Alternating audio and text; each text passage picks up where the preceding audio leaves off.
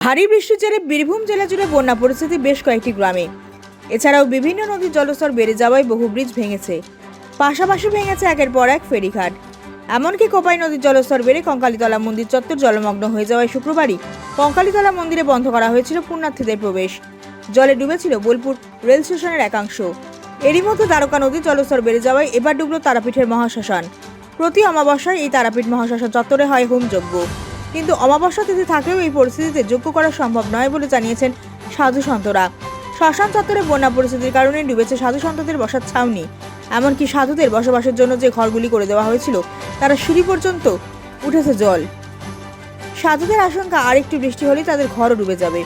যদি ইলেকট্রিক চুল্লিগুলি একটু উঁচুতে থাকায় সেখানে জল ওঠেনি। সব মিলিয়ে দ্বারকার জল ছাপিয়ে বন্যা পরিস্থিতি তারাপীঠের মহাশ্মশান চত্বরেই। বলছে এই যে শ্মশান পুরো জলে জলাময় হয়ে গেছে, কি অসুবিধার মধ্যে আছেন আপনারা? অসুবিধার মধ্যে বাবা এখানে ভয় থাকি। রাতে যদি জল বাড়ে তাহলে ঘরে জল ঢুকে যায়, এইটা একটা ভয়। আর যদি জল না ঢোকে এতে আমরা খুব কষ্ট পাই না, আমরা আমোদেই কেটে যাই আমাদের। এই যে কম জলে থাকে।